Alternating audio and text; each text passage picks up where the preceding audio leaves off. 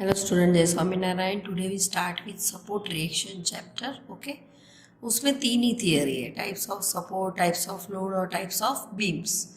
तो first one is types of supports. Types of supports में कौन कौन से सपोर्ट है? तो first one is simple support.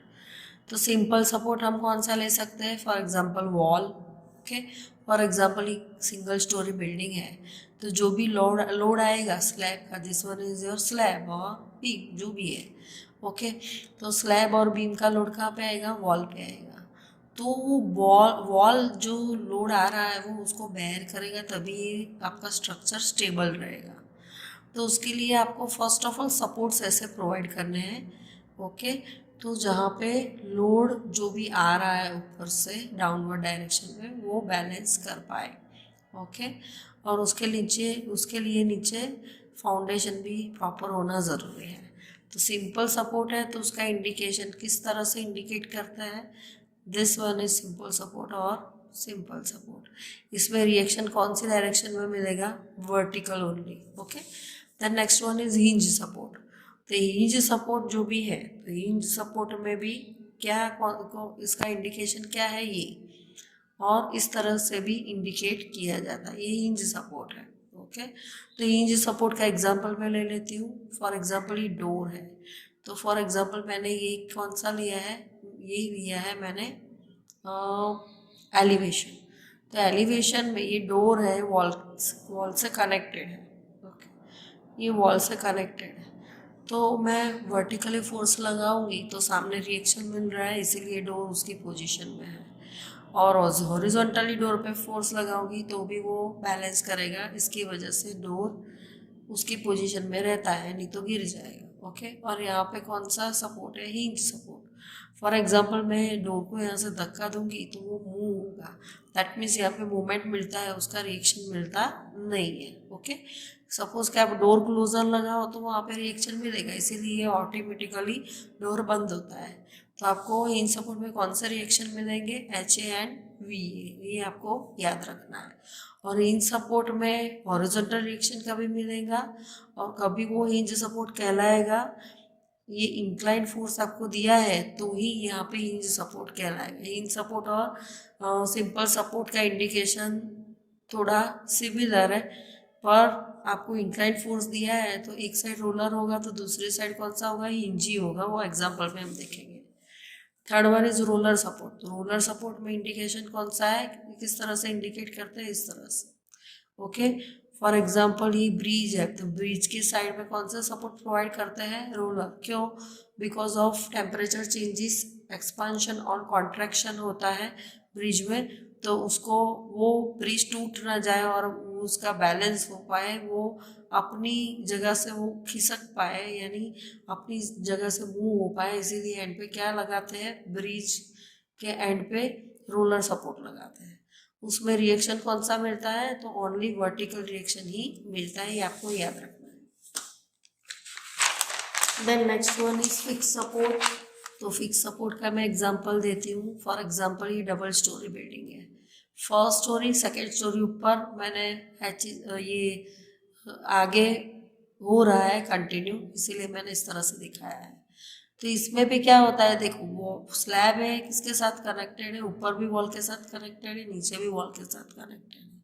यानी जो भी आपको फोर्स मिल रहा है, हॉरिजॉन्टल वर्टिकल फोर्स आ रहा है, या जो भी वॉल है उस पर हॉरिजॉन्टल फोर्स आ रहा है, मूवमेंट आ रहा है, तो उसकी वजह से यहाँ पे सामने रिएक्शन मिलता है, सभी को बैलेंस ये सपोर्ट करता है।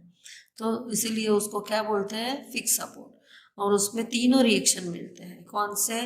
Horizontal, vertical and moment. Then next one is types of loads. तो टाइप्स ऑफ लोड्स कौन कौन से हैं? तो first one is point load और कॉन्सेंट्रेटेड लोड। तो पॉइंट लोड को इस तरह से इंडिकेट करते हैं, जो भी वर्टिकल लोड अपवर्ड या डाउनवर्ड डायरेक्शन में होता है, this one is called point load. Upward भी हो सकता है और डाउनवर्ड भी हो सकता है। Okay, UDL, next one is uniformly distributed load. For example UDL को इस तरह से हम इंडिकेट करते हैं। ओके, इस तरह से भी इंडिकेट कर सकते हैं, इस तरह से भी इंडिकेट कर सकते हैं, यानी एग्जाम्पल में ऐसा फिगर दिया हो तो ऐसा समझना आप कि ये यूडीएल है। और ये इसका एग्जांपल मैं क्या दे सकती हूँ, UDL that means slab, slab का सेल्फ वेट होता है, यस सेम ही होता है, तो that is called UDL. Okay, यानी लोड पूरे बीम या पूरे स्लैब पे पूरा डिस्ट्रीब्यूट सेम टू सेम हो रहा है, इसीलिए इसकी लोड इंटेंसिटी W है, लेंथ L है। तो यहाँ पे मेरे को central point load find out करना पड़ेगा। कैसे मिलेगा, तो W इंटू एल करोगे तो आपको क्या मिलेगा, लोड मिलेगा, कितने डिस्टेंस पे मिलेगा, तो सेंटर पे मिलेगा, that is L/2 L/2। Then next one is UVL, तो यूनिफॉर्मली वेरिंग लोड। तो UVL दैट मीन्स यहाँ पे लोड कितना है 0, और यहाँ पे लोड कितना है, बढ़ रहा है, डिस्टेंस के साथ लोड बढ़ रहा है। Okay, uniformly, this one is called uniformly varying load. तो इसमें आपको फाइंड आउट करना है, तो यहाँ पे CG ट्राइंगल का यहाँ पे आता है, उस पर लोड कितना मिलेगा, तो ट्राइंगल का जो भी एरिया है उसके हिसाब से मिलेगा। तो 1/2 इंटू W इंटू एल, और कितने डिस्टेंस पे मिलेगा, तो 1/3 into L and 2/3 into L distance पे मिलेगा। ओके, यहाँ पे सेम टू सेम मैंने एग्जांपल दिया है। Okay, then next one is types of beams. Types of beam में क्या आएगा, simply supported beam, simple support है दोनों side. Then next one is cantilever beam, एक साइड फिक्स सपोर्ट है, दूसरी साइड कोई सपोर्ट ही नहीं है।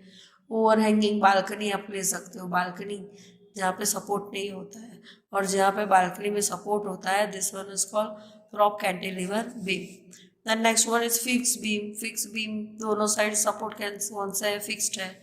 Continuous beam more than 2 support, उसको क्या बोलता है, continuous beam.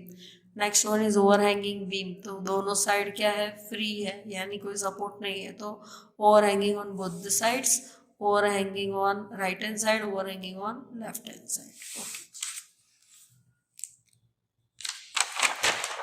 Then next one क्या आएगा, ये इक्विलिब्रियम कंडीशंस है।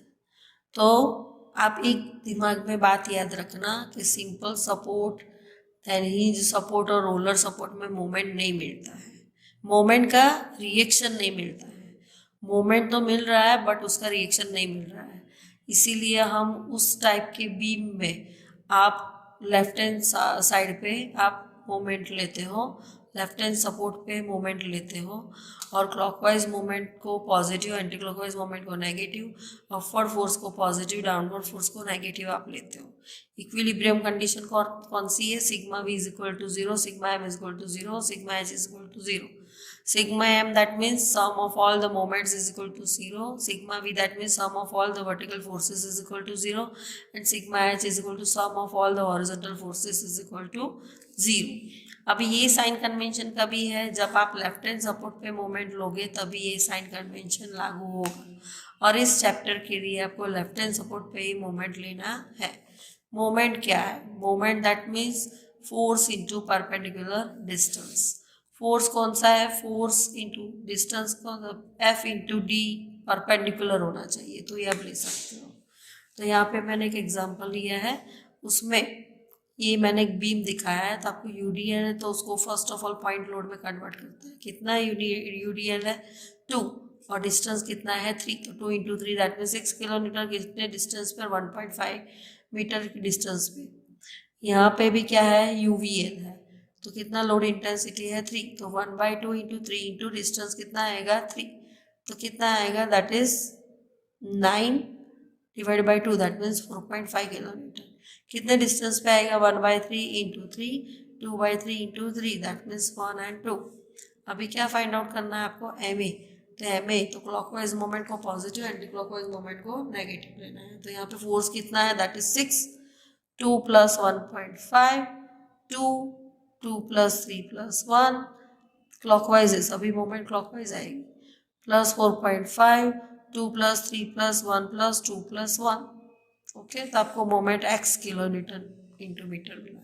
कई बार क्या होगा कि ऐसा बीम पे और इंक्लाइन फोर्स की वजह से, फॉर एग्जांपल 3 किलो न्यूटन है, तो यहाँ पे और 30 डिग्री एंगल है, तो यहाँ पे 2 कंपोनेंट मिलेंगे, तो ये आएगा 3